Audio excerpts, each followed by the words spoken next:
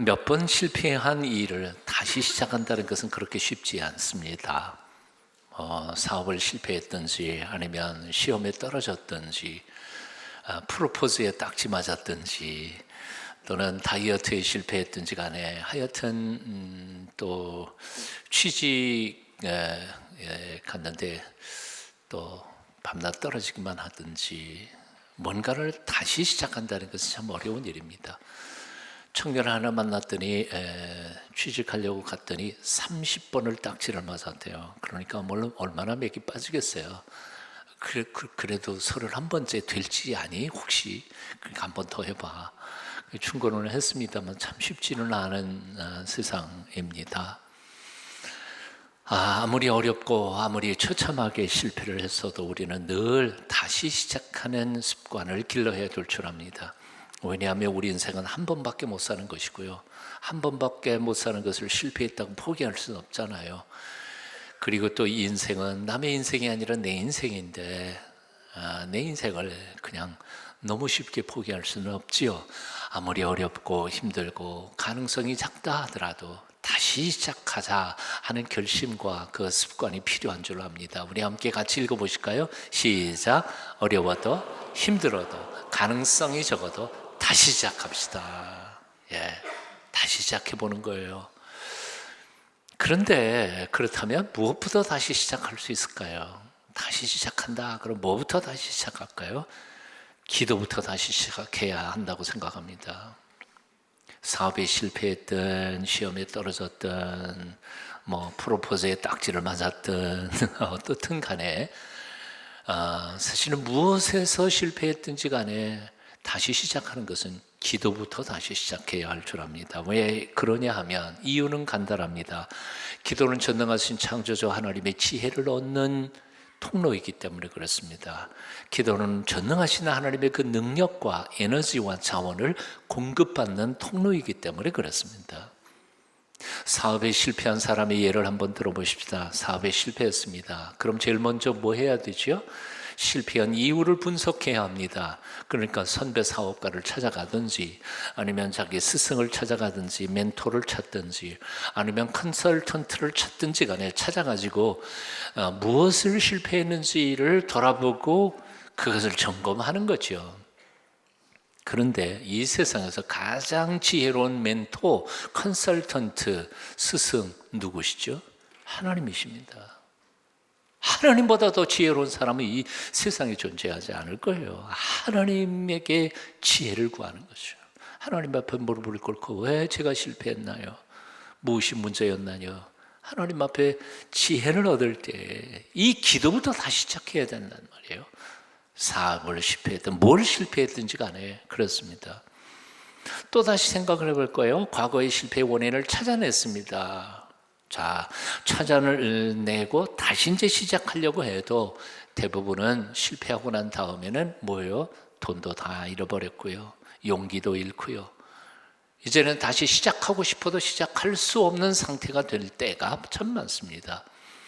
그러니까 사업 실패한 다음에 사업가는 내가 경험을 쌓았지만 다시 하려면 뭐가 필요해요? 돈이 필요하죠. 그러니까 은행을 찾아가든지 나의 사업계획서 딱 가지고 와서 돈 좀 빌려주면 내가 이번에는 실패하지 않을 거다 그러든지 아니면 부모님을 찾아가서 사업 자금을 좀 대달라든지 아니면 믿을 만한 친구에게 돈을 요청하든지 그럴 거예요. 그런데 이 세상에서 가장 부유한 분이 누구세요?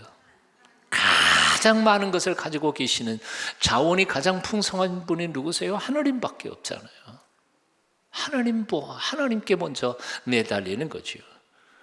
그러니까 어떤 면에서 실패했든지 간에 실패한 사람이 다시 시작하기를 원한다면 하나님 앞에 엎드려 그 지혜를 구하며 하나님께서 가지고 계신 그 자원과 그 놀라운 에너지와 용기와 담력과 이 모든 것들을 얻기 위해 기도부터 시작해야 한다는 거지.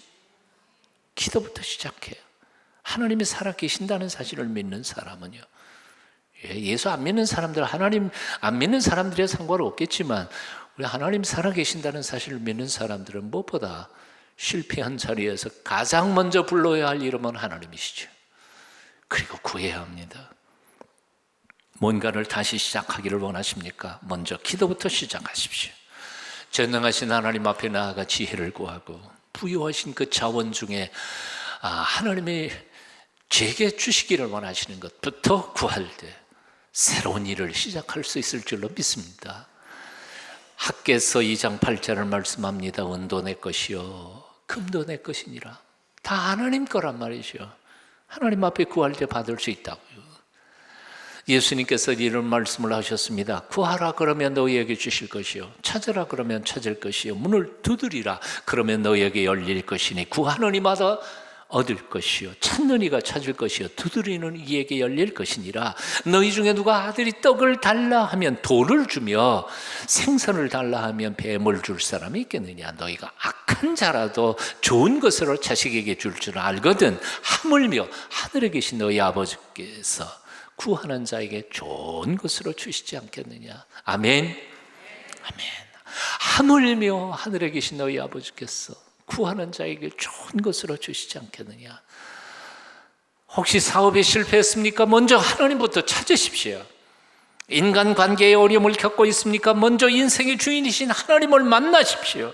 죽을 병에 걸렸습니까? 무엇보다 우리의 인생을 시작하시고 우리 인생을 끝내실 수 있는 생명의 주인이신 하나님 앞에 엎드리십시오. 다시 시작하고 싶지만 힘도 없고 용기도 없고 돈도 없고 아무것도 없습니까? 하늘아버지 앞에 두 손 들고 기도부터 시작해 보십시오. 하나님께서 응답해 주실 줄로 믿습니다. 너는 내게 부르짖으라. 내가 내게 응답하겠고 네가 알지 못하는 크고 비밀한 일을 내게 보이리라. 예레미야 33장 3절은 말씀합니다. 너는 내게 부르짖으라. 내가 네게 응답하겠고 내가 알지 못하는 크고 비밀한 일, 지금으로서는 내가 상상할 수 없는 크고 비밀한 방법으로 하나님 나의 기도에 응답해 주시겠다고 약속하셨다는 거지. 부르짖으십시오. 응답하실 겁니다. 내 머리는 도저히 상상도 못하는 놀라운 방법으로 하나님께서 내 앞길을 인도해 주실 줄로 믿습니다. 지난 한 30몇 년, 40여 년 동안 목회하는 중에 정말 힘들 때마다 이 구절, 이 예레미야서 33장 3절 붙잡고 하나님 앞에 부르짖을 때에 내 머리는 도저히 상상도 못했던 일들이 기적처럼 하나님의 손을 통해 이루어졌던 건 한두 번이 아니었습니다. 저희 하나님이 여러분 하나님 아니십니까? 똑같은 하나님이에요. 여러분 중에 너무 오래 기도를 쉬신 분이 있으십니까? 이 가을에 다시 기도를 시작하시기를 바랍니다. 새벽을 깨우고 기도 모임에 참여하면서 힘을 모아 기도를 시작하십시오. 나의 인생의 기초를 바로잡기 위하여 하나님 앞에 엎드리십시오. 지혜를 얻기 위하여, 능력을 얻기 위하여 시험에 들지 않게 깨어 기도하십시오. 베드로의 권면처럼 정신을 차리고 근신하여 이 가을에 기도의 무릎을 꿇게 되시기를 축원합니다. 기도에 세 가지 중요한 요소가 있습니다. 첫째는 절박함입니다. 왜 오늘날 성도들은 기도하지 않을까? 우리의 선배들은 얼마나 많이 기도했습니까? 근데 요즘엔 왜 기도하지 않을까? 이유는 간단해요. 절박하지 않으니까요. 절박하지 않으니까요. 당장 먹을 것이 없는 사람, 병에 걸려 죽음을 앞둔 사람, 부부관계가 악화되어서 도저히 가정을 더 이상 지킬 수 없다고 느끼는 절박한 부부, 집낭한 자식, 삐뚤어진 아이를 둔 부모, 내일 일을 알 수 없이 막막한 삶을 하루하루 겨우겨우 살아내는 사람들은 기도하지 않고는 못 뵙는 거예요. 그들은 목숨 걸고 기도합니다. 왜요? 절박하니까요. 기도밖에는 내가 의지할 데가 없으니까요. 근데 아직도 내가 기도하지 않는 이유는 뭘까요? 그만큼 절박하지 않기 때문에 그래요. 살만하니까요. 먹을만하니까요. 굶어 죽지는 않을 것 같으니까요.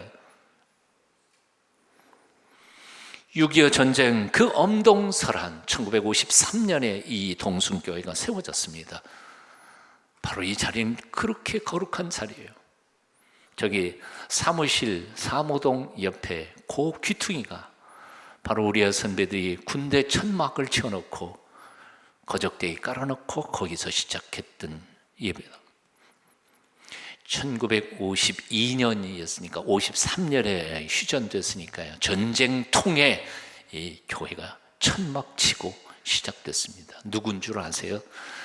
전쟁에 나가가지고 팔다리 잘린 상위용사들, 군인들과 그리고 피난민들, 북한에서 집도 절도 없이 피난 내려와가지고 저기 동대문 시장, 남대문 시장에서 좌판 놓고 일하시던 어르신들, 그리고 이 서울대 자리가 있었죠. 지방에서 공부하러 올라왔던 가난한 고학생들, 지방 학생들, 세 그룹이 중심이 돼서 우리 교회가 세워졌어요. 눈보라가 몰아치는 데에도 땅바닥 마루를 언제 깔아요? 언제 지붕을 만들어요? 거적대기 위에 눈물 콧물 흘려가면서 밤을 새우시던 분들이 우리 선배들입니다. 그들이 왜 그렇게 기도했을까요? 절박하니까요. 절박하니까요. 요즘 우리는 등 따시고 배부르니까 기도를 잃어버렸습니다.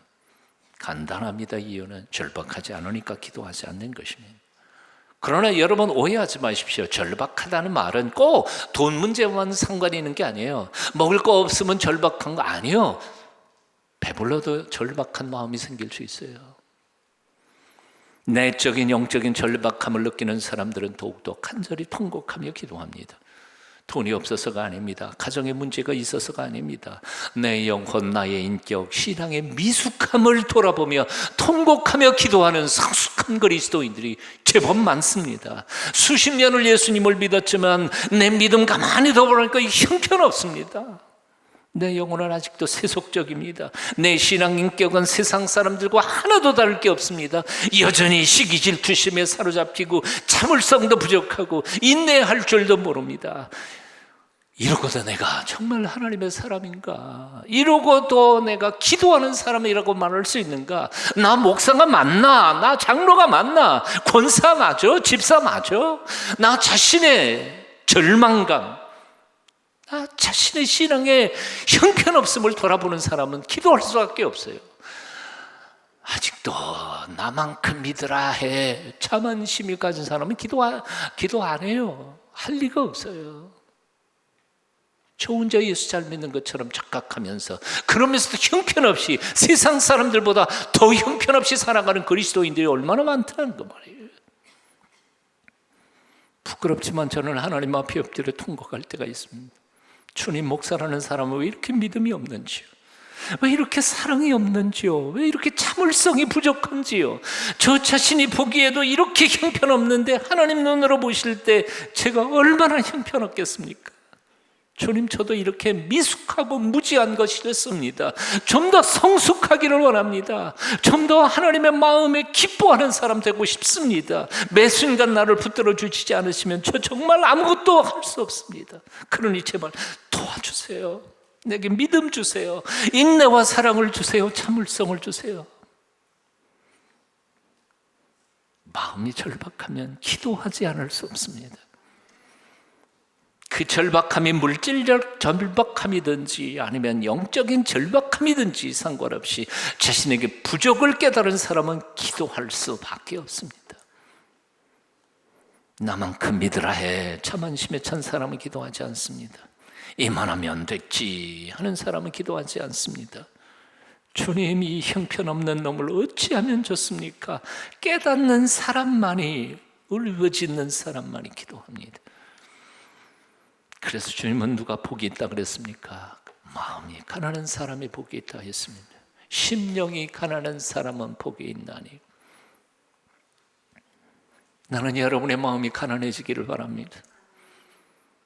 정말 자기 자신의 미숙함을 돌아보며 통곡하며 피눈물을 흘릴 수 있는 성숙한 그리스도인들이 되기를 축원합니다. 오늘 본문에 나오는 여인은 정말 절박한 사람이었습니다. 도움을 요청할 상대를 고를 여유가 없었습니다. 사람이 하나밖에 없었기 때문이죠. 마음씨가 좋든 나쁘든 가릴 형편이 아니었습니다. 그 사람이 아니고는 자기 문제를 풀어줄 다른 사람이 없었기 때문에 그에게 매달릴 수밖에 없었습니다. 거기밖에는 갈 데가 없으니까 쫓겨나면 또 다시 가고 쫓겨나도 또 다시 가서 매달릴 수밖에 없었던 거지. 배수진이었습니다. 도망갈 것 없습니다. 매달린 것만이 그의 살 길이었습니다. 우리의 신앙의 선배들은 이렇게 노래했습니다. 주 떠나가시면 내 생명 헛되네. 즐겁고 슬플 때 늘 계시옵소서. 즐거울 때나 슬플 때나 주님 저와 함께 계셔 주십시오. 주님과 같이 내 마음 만지는 분은 없네요. 오랜 세월 찾아 난 알았네. 내겐 주밖에 없네. 주님과 같이 내 마음 만지는 분은 없네. 오랜 세월 찾아 난 알았네. 내겐 주밖에 없네. 주님밖에 무슨 큰 도움, 온전한 도움이 있을까요? 이게 바로 절박함입니다. 배수진의 믿음입니다. 나는 이런 절박함이 여러분 마음속에 온전히 이루어지기를 축원합니다. 2019년도 3달밖에 남지 않았는데 그리스도를 본받아 주님을 닮은 작은 예수가 되겠다고 9개월 동안 살아왔지만 지금 얼마나 우리는 성숙했습니까? 얼마나 기도가 깊어졌습니까? 우리의 사랑은 얼마나 넓어졌습니까? 가만히 아무리 우리 자신을, 나 자신을 들여다봐도 형편없습니다. 형편없습니다. 가슴 아픈 마음을 조금 일부 예배 끝나고 한 젊은 집사가 목사님 한국교회 망해야 삽니다. 30년 이상 교회 다녔지만 한국교회 이 모양 돼가지고 어떻게 한국교회가 살겠습니까? 아예 대놓고 목사 앞에서 한국교회 망해야 삽니다. 그 말 던져놓고는 가버리더라고요. 가슴 아파요.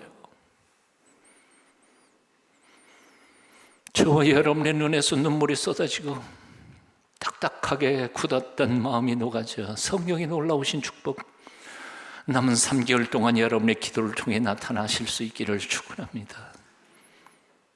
가만히 있어도 뭔가 될 것이라고 착각하지 마십시오. 가만히 있어도 하나님이 도와주시고 뭔가 될 것이라고 한다면 왜 하나님께서 우리 보고 기도하라고 명령하셨겠습니까? 가만히 있어도 된다면 못하라고 기도합니까? 왜 입을 넓게 열라고 명령하셨겠습니까?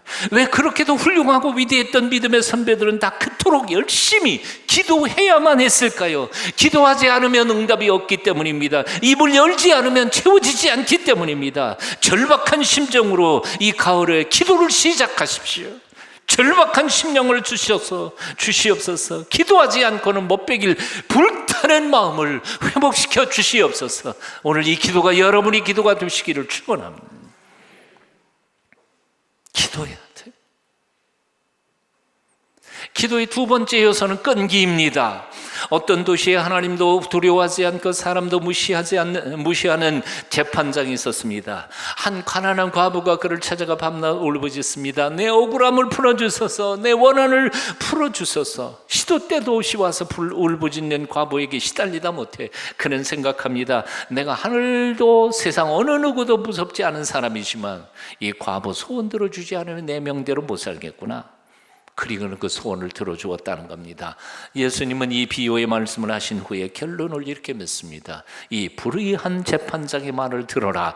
그렇게 비정한 재판장도 계속 매달려 구하면 들어주는데 하물며 하늘에 계신 너희 하나님 아버지께서 그 택하신 백성들의 원한을 듣지 않겠느냐, 오래 기다리시겠느냐? 아니라 속히 들어주시리라. 그 한을 풀어주리라. 이 비유의 말씀을 하신 후에 예수님께서는 이 비유를 하신 이유를 오늘 1절에서 이렇게 말씀하셨습니다. 1절 함께 읽어봅니다. 예수께서 그들에게 항상 기도하고 낙심하지 말아야 할 것을 비유로 말씀하여. 이 비유를 왜 말씀하시는 거예요? 두 가지. 항상 기도하고. 항상 기도해요. 일 있을 때만 기도하는 게 아니에요. 문제 생겨서 기도하는 게 아니에요. 항상 기도하고, 기도하면서 뭐라고요? 낙심하지 않기를 원해서, 낙심하지 않도록 이 두 가지를 가르쳐 주려고 예수님께서 이 비유의 말씀을 하셨다는 거죠. 항상 기도해요. 아침에 눈 뜨고 꼭 눈 감아야 기도하는 건 아니잖아요. 아침에 눈 뜨자마자 하나님 오늘도 복된 하루 열어주셔서 감사합니다. 아멘. 사람 만날 때에도 하나님 그 만남에 복되게 해주십시오. 만나고 헤어질 때에도, 그리고 헤어진 후에도 간단히 하나님 앞에 기도합니다. 꼭 눈 감고 기도할 필요 없잖아요. 버스 타고 가면서 기도하고, 지하철 타고 가면서 기도하고. 예전에 저는 이런 이제 교인들이 와가지고 기도 제목을 제게 부탁을 하면 마음이 무거웠습니다. 왜요? 내가 그 기도를, 물론 기도는 하지만 그분은 마치 내가 하나님 것처럼 착각하면서 나한테 부탁만 하면 다 될 줄 아는 것 같아. 그러니까 제가 얼마나 부담이 돼요. 목사가 뭘 할 수 있어요? 못하잖아요. 내가 하나님이면 그냥 착각적각 딱 들어주겠지만. 그러니까 기도 제목을 받으면 늘 고민해요. 아이고, 힘도 없는데. 그런데 그 후로 하나님께서 아주 좋은 비결을 가르쳐 주셨어요. 뭔지 아세요? 예, 기도 제목을 받아요. 그리고 가지요. 간 다음에는 잠깐 하나님 앞에 기도해요. 하나님 잘 들으셨죠? 난 이제 책임 없어요. 내가 뭘 하겠어요, 목사가. 똑같은 인간인데. 근데 하나님은 들으셨으니까 응답해 주셔야죠. 이제는 하나님 당신 책임입니다. 토스 하니까. 그래요. 토스는 제법 그래도 해야 돼요. 그것도 기도니까요. 토스. 기도의 일상성과 끈기를 가르쳐 주시기 위하여 주님께서는 이 비유의 말씀을 하셨다는 겁니다. 기도의 두 번째 핵심은 끈기입니다. 끝까지 매달리는 거예요. 하다가 그냥 포기하는 게 아니란 말이죠. 마태복음 15장에 귀신 들린 딸을 고침받기 위해 예수님께 나온 가나안 여인이 부르짖습니다. 주 다윗의 자손이여 나를 불쌍히 여기소서. 내 딸이 흉악히 귀신 들렸나이다. 예수님은 들은 척도 하지 않으십니다. 다시 소리칩니다. 주 다윗의 자손이여 나를 불쌍히 여기소서. 내 딸이 흉악히 귀신 들렸나이다. 예수님이 또다시 들은 척도 안 합니다. 무슨 개가 짖나? 그러고 그냥 들은 척도 안 가십니다. 그래도 이 여인은 계속해서 소리를 바락바락 지릅니다. 너무너무 시끄럽게 소리를 지르니까 제자들이 앞에서 듣다 말고 예수님 앞에 이렇게 요청합니다. 예수님, 저 여자 좀 어떻게 하십시오. 시끄러워서 못 살겠습니다. 그러니까 예수님께서 응답을 하시기는 합니다. 그런데 나는 이스라엘의 잃어버린 양에게를 위하여 왔노라. 그 외에는 관심 없다. 저 여자 가난한 여자 아니야. 난 유대인과 관계가 있는데 나 관계없어. 매정하기 그지없는 말씀이셨습니다. 그런데도 이 여인은 또다시 부르짖습니다. 주야, 저를 도우소서. 주님이 뭐라고 말씀하십니까? 가장 그냥 아주 한 칼에 날려버리죠. 자녀의 떡을 개들에게 던짐이 마땅치 않다. 자녀는 이스라엘 유대인들이고요, 개는 이방인이고요, 너는 개다. 그러고 말씀하시는 거 아니에요. 옛말에도 이런 거 있죠. 동양 안 주려면 쪽박은 깨지 말라고. 세상에 어떻게 그렇게 사람을 그렇게 치지 뭉개죠. 얼마나 속상했겠어요. 거기에서마저 끝까지 물고 늘어진다는 것은 쉬운 일은 아니었어요. 그런데 그런 모독적인 예수님의 표현 앞에서도 여인은 포기하지 않고 그대로 매달립니다. 뭐라 그러죠? 저를 개라고 해도 좋습니다. 하지만 개들도 주인의 밥상에서 떨어지는 부스러기를 먹나이다. 유대인들 받아먹다가 남은 부스러기 은혜라도 내게는 족합니다. 이 끈질김, 이 여인의 믿음의 고백이 그만 예수님의 가슴을 뭉클하게 바꿔놓으셨습니다. 여자여, 내 믿음이 크도다. 내 소원대로 되리라. 성경에는 기도한다는 말에 항상 붙어 다니는 아주 많은 용어들이 있습니다. 다시 기도한다는 것과 또 기도한다는 것, 계속 기도하는 것. 기도는 일회성일 경우가 거의 없습니다. 반복해서 자꾸 기도하는 겁니다. 한두 번 기도하고 포기하는 건 기도가 아닙니다. 갈멜산에서 바알 선지자들과 영적 전쟁을 치르고 난 후에 엘리야는 갈멜산 꼭대기에 올라가서 기도합니다. 3년 6개월 동안 비가 오지 않아 바싹 타들어가는 땅을 내려다보면서 구름 한 점 없는 하늘을 올려다보면서 엘리야는 하나님 앞에 비 주시기를 간구합니다. 한 번, 두 번, 세 번, 네 번 계속해서 부르짖습니다. 몇 번까지요? 7번까지요. 한두 번 하고 포기한 게 아닙니다. 야고보서 5장에 보면 이런 엘리야의 기도에 대하여 다음과 같이 말씀합니다. 엘리야는 우리와 성정이 같은 사람이로되 뭐라고요? 엘리야도 우리와 같은 사람이었습니다. 성정이라는 게 성품이나 이런 거 다 엘리야가 뭐 특별히 뛰어난 사람이 아니었다 그 말이에요. 엘리야는 우리와 성정이 같은 사람이었지만 저가 비 오지 않기를 간절히 기도한 적 3년 6개월 동안 땅에 비가 안 오고 다시 기도한 적 하늘이 비를 주고 땅이 열매를 내었느니라. 야고보 선생의 기도의 핵심은 문구하니 특별히 기도의 능력이 있는 사람들이 따로 있다? 없다? 없다는 거예요. 우리도 하나님 앞에 간절히 기도할 때 하나님께서 엘리야처럼 기도 응답해 주신다는 거지요. 끈기 있는 기도의 사람들이 되시기를 축원합니다. 한 번, 두 번 해놓고 포기하지 않기를 바랍니다. 끈질긴 기도를 통하여 여러분의 앞날 인생이 개척되어져 가기를 축원합니다. 마지막 참된 기도의 세 번째 요소가 있습니다. 하나님의 긍휼하심에 대한 확신입니다. 보통 우리는 기도 그러면 지금 조금 전에 드린 말씀을 오해할 위험성이 있어요. 내 기도가 기적을 행한 것처럼, 내 7번 기도하니까 내 기도가 위대한 것처럼 착각하는데 아니요. 예수님께서는 그렇게 말씀하지 않으셨어요.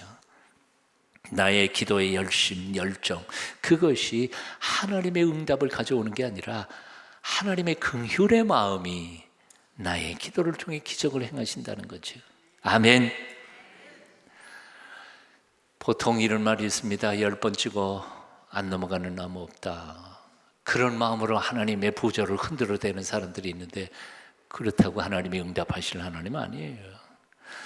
우리 한국 사람들의 심성 밑에는 지성이면 감천이다 그런 말도 있습니다.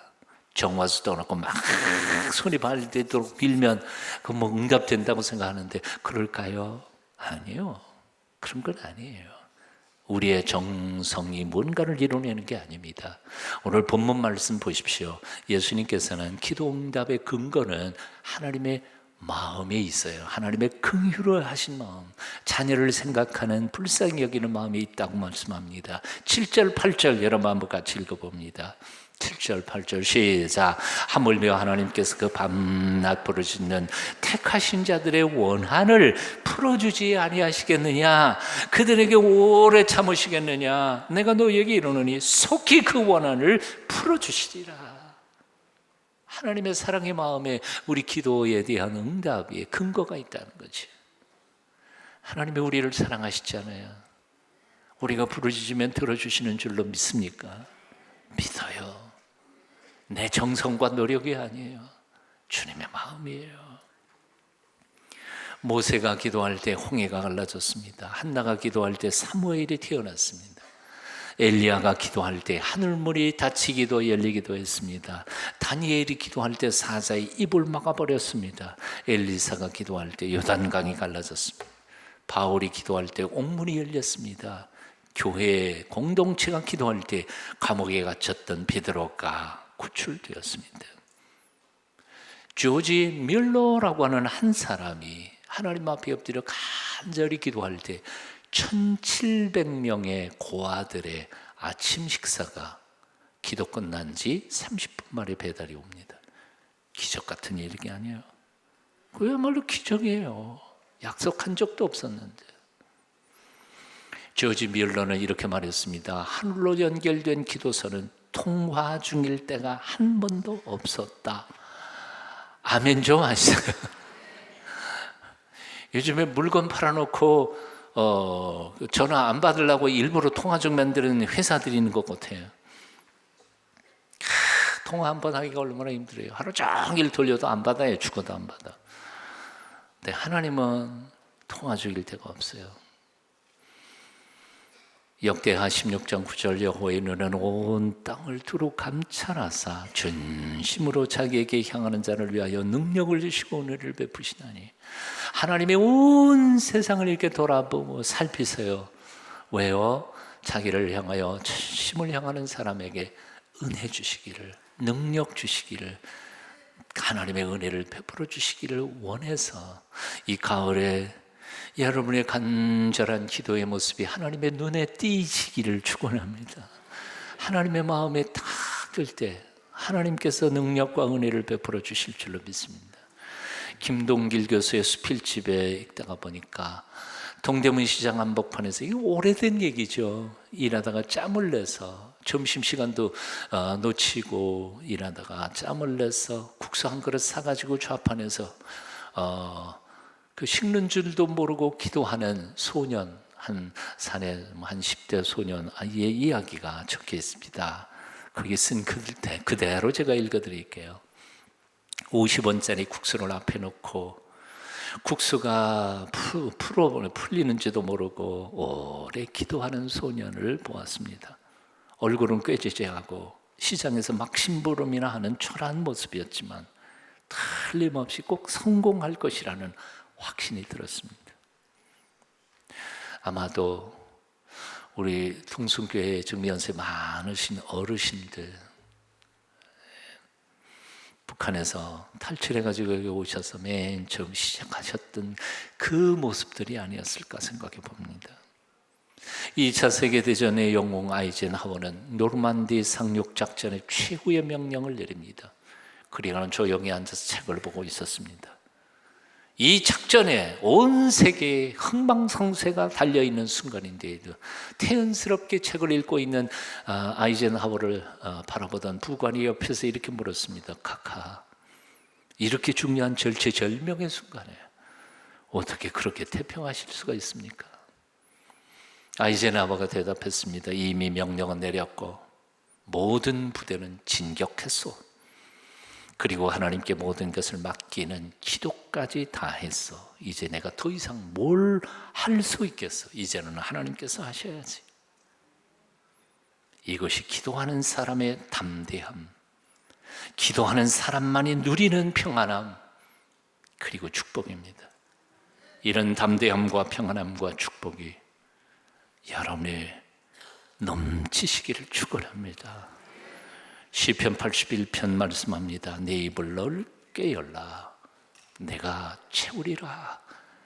이 약속의 말씀 한번 크게 3번 읽어볼까요? 함께 시작. 내 입을 넓게 열라, 내가 채우리라. 내 입을 넓게 열라, 내가 채우리라. 내 입을 넓게 열라, 내가 채우리라. 기도하겠습니다. 사랑이 풍성하신 아버지, 우리 눈의 눈물을 기억하시는 아버지, 우리의 고통을 결코 오랫동안 보고만 계시지 않고 반드시 우리 기도에 응답하시겠다고 약속하신 아버지 하나님, 이제부터 우리가 기도를 다시 시작할 수 있도록 믿음을 주시옵소서. 갈급함을 주시옵소서. 절박한 마음을 주시옵소서. 기도 속에서 저희를 온전히 거룩한 하나님의 자녀로 빚어주시고, 이렇게 산산 부서지고 조각난 이 땅 하나님 지켜 주시옵소서. 예수님 이름으로 기도합니다. 아멘.